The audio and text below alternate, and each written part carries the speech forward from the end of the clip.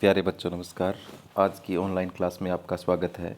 प्यारे बच्चों, आज हम करने वाले हैं कक्षा 9 अध्याय 3 परमाणु एवं अणु के महत्वपूर्ण एमसीक्यू।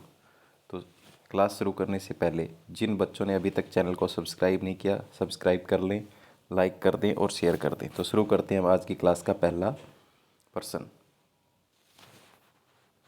यदि द्रव्य को विभाजित करते जाएं तो एक ऐसी स्थिति आएगी जब प्राप्त कण और विभाजित नहीं होंगे। ये सुझाव किसने दिया था? तो प्यारे बच्चों, ये सुझाव देने वाले जो वैज्ञानिक थे वो महर्षि कर्नाड भी थे, डेमोक्रिटस भी थे, ल्यूसिपस भी थे। तो उपरोक्त तीनों ही ये सुझाव देने वाले थे। तो ऑप्शन नंबर 4 इसका बिल्कुल सही है। आगे चलते हैं नेक्स्ट। द्रव्यमान संरक्षण का नियम क्या कहता है? तो प्यारे बच्चों, द्रव्यमान संरक्षण का नियम कहता है कि द्रव्यमान को न तो हम नष्ट कर सकते हैं और न ही उत्पन्न कर सकते हैं। जितना संयोजन में भाग लेता है उतना ही कोई पदार्थ नया बनता है। तो द्रव्यमान का न तो सर्जन नहीं हो सकता और न ही विनाश हो सकता। तो ऑप्शन नंबर 3, 1 और 2 दोनों इसका बिल्कुल सही हो जाएगा। आगे चलते हैं।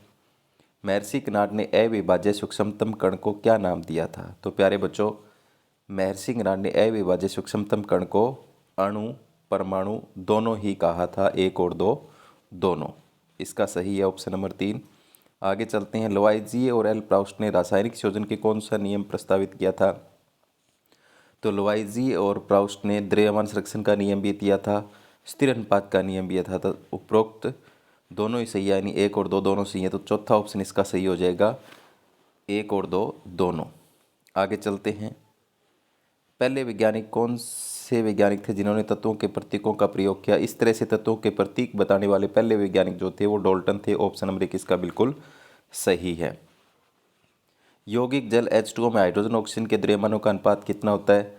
तो प्यारे बच्चों, हाइड्रोजन 2 होते हैं, ऑक्सीजन 1 होता है। तो 2 × 1 अनुपात में इसका 16 होता है। तो देखो 2:16 काटेंगे तो कितना आ जाए? 2 एकम 2, 2 8 16, 1:8। ऑप्शन नंबर 1 इसका बिल्कुल सही होगा।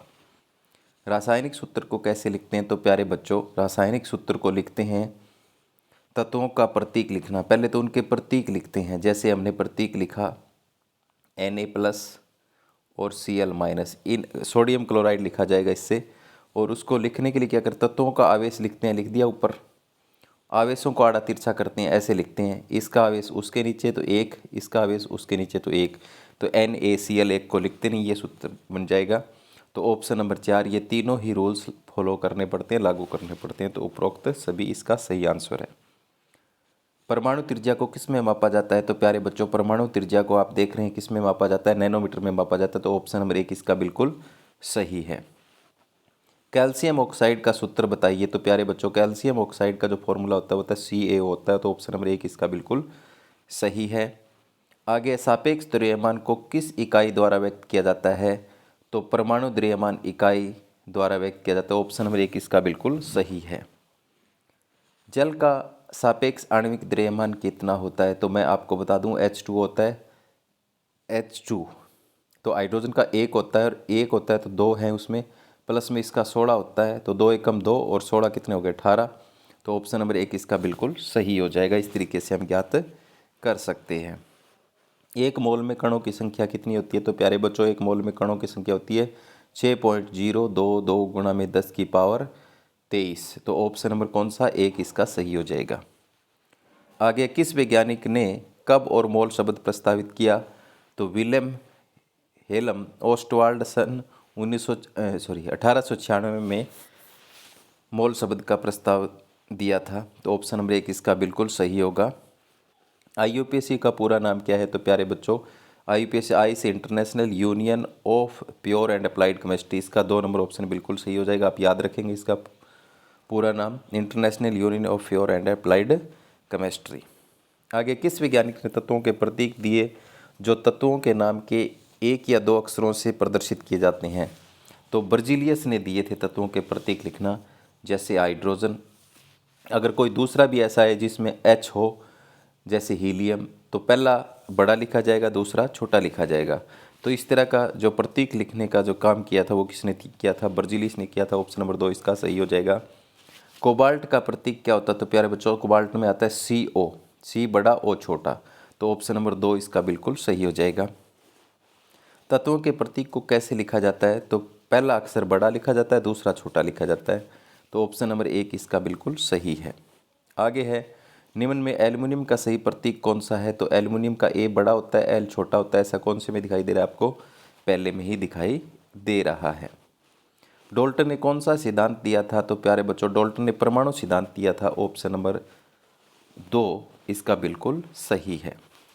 किस रूप में कार्बन 12 समस्थानिक एक परमाणु द्रव्यमान के 1/12वें भाग के 12वें भाग को लेते हैं? तो मानक परमाणु द्रव्यमान इकाई जो है उसमें किसको लेते हैं? कार्बन 12 जो समस्थानिक है उसका 1/12वें भाग को लेते हैं मानक द्रव्यमान इकाई के रूप में। ऑप्शन नंबर 1 इसका बिल्कुल सही है। निम्न में से नाइट्रोजन का परमाणु द्रव्यमान कौन सा है? तो प्यारे बच्चों, नाइट्रोजन का परमाणु द्रव्यमान यहाँ लिखा हुआ नीचे देखो कितना होता है, 14। तो ऑप्शन नंबर 4 इसका सही है। डाल्टन का परमाणु सिद्धांत किन नियमों पर आधारित था? भौतिक संयोजन, रासायनिक संयोजन, 1 और 2 दोनों, जैविक संयोजन। तो रासायनिक संयोजन पर आधारित था। ऑप्शन नंबर 2 इसका बिल्कुल सही है। सभी द्रव्यों की रचनात्मक इकाई किसे कहते हैं? कोई भी संसार में या वर्ल्ड में जो भी पदार्थ है, द्रव्य है, वो किससे मिलकर बना हुआ है? परमाणुओं से। ऑप्शन नंबर 2 इसका बिल्कुल सही है। यौगिक में तत्व सदैव कैसे द्रव्यमान के अनुपातों में विद्यमान होते हैं? तो निश्चित अनुपात में। जैसे हाइड्रोजन और ऑक्सीजन मिलकर पानी बनाते हैं H2O, तो इसमें क्या होता है, जो इनके द्रव्यमान का अनुपात जो रहने वाला है 1:8 रहने वाला है। कहीं किसी भी देश में चले जाओ, पानी होगा उसका यही फॉर्मूला मिलेगा, यही उनका अनुपात मिलेगा। तो निश्चित होता है। ऑप्शन नंबर 1 इसका बिल्कुल सही है। निम्न में से डाल्टन के सिद्धांत की विवेचना कौन सी थी? परमाणु का द्रव्यमान और रासायनिक गुणधर्म समान होते हैं, बिल्कुल सही है। यौगिक में परमाणु की सापेक्ष संख्या निश्चित होती है, बिल्कुल सही है। परमाणु न तो सर्जित होता है न विनाश होता है। तो उपरोक्त सभी बातें डाल्टन के सिद्धांत की हैं। तो ये तीनों बातें सही हैं, उपरोक्त सभी। आगे चलते हैं। 1 मीटर में कितने नैनोमीटर होते हैं? तो प्यारे बच्चों, 1 नैनोमीटर, 1 मीटर में जो नैनोमीटर होते हैं वो होते हैं 10⁹ नैनोमीटर। तो ऑप्शन नंबर 1 इसका बिल्कुल सही हो जाएगा। आगे, परमाणु की संख्या ज्ञात करने का सूत्र क्या है? तो परमाणु की संख्या ज्ञात करने का सूत्र है दिया गया द्रव्यमान बटा में मोलर द्रव्यमान गुणा में अवोगाद्रो संख्या। पहला ही है, पहला ऑप्शन सही है इसका। आगे चलते हैं नेक्स्ट। प्यारे बच्चों, आगे इसमें क्या है, आयन पर कौन कौन से आवेश होते हैं? तो आयन पर जो आवेश होते हैं वो माइनस और प्लस दोनों होते हैं। तो ऋण आवेश भी, धन आवेश भी, 1 और 2 दोनों। ऑप्शन नंबर 3 इसका सही हो जाएगा। परमाणु के ऐसे समूह को क्या कहेंगे जिस पर नेट आवेश विद्यमान होता है? तो उसे आयन कहते हैं। नेट आवेश जिस पे होगा उसे हम क्या कहेंगे? आयन कहेंगे। ऑप्शन नंबर 1 इसका बिल्कुल सही है। नेट आवेश का मतलब देखो, 1 2 3 4 5 6 7 8, 8 तो प्लस के हैं। 1 2 3 4 5 6 7 8, 8 माइनस के हैं। इस तरह के जो होता है उसको कहते हैं नेट आवेश। ऑप्शन नंबर 1 इसका बिल्कुल सही है। आगे, किस प्रकार के परमाणु जुड़कर यौगिकों के निर्मित करते हैं? एक ही तरह के, भिन्न भिन्न प्रकार के। तो एक ही तरह के भी जुड़कर यौगिक बना सकते हैं और भिन्न भिन्न तरह के भी यौगिक बना सकते हैं जुड़कर। 1 और 2 दोनों इसका सही होगा। आगे चलते हैं नेक्स्ट। आगे है, सूत्र इकाई द्रव्यमान किसे कहते हैं? तो सूत्र इकाई द्रव्यमान कहते हैं संघटक परमाणु के द्रव्यमानों का योग ही सूत्र इकाई द्रव्यमान होता है। तो ऑप्शन नंबर 1 इसका बिल्कुल सही है। आणविक द्रव्यमान किसे कहते हैं? तो प्यारे बच्चों, आणविक द्रव्यमान होता है संघटक परमाणु के द्रव्यमानों का योग। तो ऑप्शन नंबर 1 बिल्कुल सही है। जैसे H2O का अगर निकालें तो इन सब का जोड़ कर दें, वही इसका द्रव्यमान आएगा। लोआइजी और एल प्राउस्ट ने रासायनिक संयोजन के कौन से नियम प्रस्तावित किए? तो द्रव्यमान संरक्षण का नियम, स्थिर अनुपात का नियम, ऊर्जा संरक्षण का नियम। तो ये तीनों ही प्रस्तुत द्रव्यमान संरक्षण का किया था, स्थिर अनुपात का किया था, ऊर्जा संरक्षण का किया था। तो ऑप्शन नंबर 4 हो जाएगा, 1 और 2 दोनों। आगे चलते हैं नेक्स्ट। हाइड्रोजन सल्फाइड का क्या सूत्र होता है? तो हाइड्रोजन सल्फाइड का सूत्र होता है H2S। तो ऐसा कौन से में? ऑप्शन नंबर 3 में है। आगे चलते हैं। ऋण आवेशित आयन को क्या कहते हैं? तो प्यारे बच्चों, ऋण आवेशित आयन को ऋणायन कहते हैं। जैसे Cl- है इस पर, तो इसे ऋणायन कहेंगे। कौन सी अंतर्राष्ट्रीय वैज्ञानिक संस्था है जो तत्वों के नामों, प्रतीकों और मात्रकों को स्वीकृति देती है? तो IUPAC है। PAC international union pure and applied chemistry. तो ये है ऑप्शन नंबर 1। मोलों की संख्या कैसे ज्ञात करते हैं? तो दिया गया द्रव्यमान बटा मोलर द्रव्यमान, मोलर द्रव्यमान बटा दिया गया द्रव्यमान, दिए गए कणों की संख्या बटे अवगाद्रो संख्या। तो 1 नंबर और 3 नंबर जो दो है उन दोनों से फॉर्मूलों से हम ज्ञात कर सकते हैं। तो ऑप्शन नंबर 4 इसका सही है। धनावेशित आयन को क्या कहते हैं? तो उन्हें से धनायन कहते हैं। इस पर धनायन है, क्लोरीन पर माइनस है तो इसे ऋणायन कहते हैं। तो यहाँ पर धनायन पूछा है। आगे है परमाणु द्रव्यमान की इकाई क्या है? तो परमाणु द्रव्यमान की क्या यूनिट? ऑप्शन नंबर 3 इसका सही है। आगे चलते हैं। 2 या 2 से अधिक परमाणुओं का समूह जो रासायनिक बंध द्वारा जुड़े उसे क्या कहते हैं? तो उसे अणु कहते हैं। परमाणुओं के समूह से क्या बनता है? अणु बनता है। ये जल का अणु है, ये अमोनिया का अणु है, ये कार्बन डाइऑक्साइड का अणु है, ये मीथेन का अणु है। सोडियम क्लोराइड का आयन बताइए। सोडियम क्लोराइड के आयन बताइए। तो Na+Cl-। तो ऑप्शन नंबर 1 ही ऐसा है। आगे है किस यौगिक का रासायनिक सूत्र किसका प्रतीकात्मक निरूपण होता है? उसके सह घटकों का होता है प्रतीकात्मक निरूपण। जैसे ग्लूकोज का C6H12O6 यानी किस किस से मिलकर बना, उस सह घटकों को अगर लिखें तो उसका प्रतीकात्मक निरूपण होता है। बहुपरमाणुक आयन किसे कहते हैं? परमाणु के समूह जिस पर नेट आवेश विद्यमान हो उसे कहते हैं। तो ऑप्शन नंबर 1 इसका बिल्कुल सही है।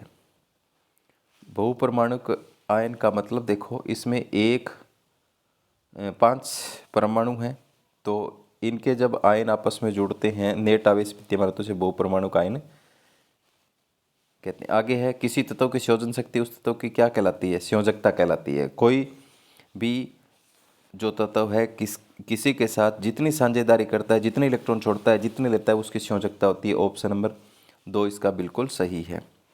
रासायनिक सूत्र लिखते समय कौन से नियमों का पालन किया जाता है? आवेश संतुलित होने चाहिए, बिल्कुल। धातु के बाईं ओर आयन को कोष्ठ में लिखना चाहिए, बहुपरमाणुक आयनों को कोष्ठ में लिखना चाहिए। उपरोक्त सभी नियमों का पालन होता है। किन 2 वैज्ञानिकों ने रासायनिक संयोजन के 2 महत्वपूर्ण नियमों को दिया था? तो आत्वे लवाइजिए था और जोसेफ हेल्प्राउस थे, इन्होंने ये नियम दिए थे। आगे 2 भिन्न भिन्न तत्वों से निर्मित सरलतम यौगिक को क्या कहते हैं? उसे द्विअंगी यौगिक कहते हैं। 2 भिन्न तत्वों से एक सरलतम यौगिक जो बनता है उसे द्विअंगी यौगिक कहा जाता है। ऑप्शन नंबर 3 इसका सही है। ऑक्सीजन की परमाणुकता कितनी होती है? तो ऑक्सीजन में देखो O2 होता है इसका परमाणु, इसमें 2 ऑक्सीजन के परमाणु जुड़े होते हैं तो द्विपरमाणुकता होती है इसकी, द्विपरमाणुकता होती है। अणु की संरचना में प्रयुक्त होने वाले परमाणु की संख्या को क्या कहते हैं? उसे परमाणु की परमाणुकता कहा जाता है। जैसे ऑक्सीजन में 2 होते हैं तो द्विपरमाणु है, फास्फोरस में 4 होते हैं तो चतुर्थ परमाणु है, सल्फर में 8 होते हैं। तो कैसे लिखते हैं? O2 Fe4S8 ऐसे लिखा जाता है। आर्गन एकल परमाणु है, Ar एक ही परमाणु होता है। जल H2 अणु में प्रयुक्त परमाणु की संख्या का अनुपात क्या होता है? तो परमाणु देखो हाइड्रोजन 2 है, ऑक्सीजन 1 है, तो अनुपात कितना हो गया? 2:1। ऑप्शन नंबर 2 इसका बिल्कुल सही है। किस परमाणु के परमाणु जुड़ के यौगिकों का निर्माण करते हैं? एक ही तरह के भिन्न भिन्न प्रकार के, 1 और 2 दोनों। तो प्यारे बच्चों, ये थे आज की क्लास के कुछ महत्वपूर्ण MCQ जो आपके सेट एग्जाम के लिए बहुत महत्वपूर्ण रहने वाले हैं। उम्मीद करता हूँ कि आपको समझ में आए होंगे। धन्यवाद।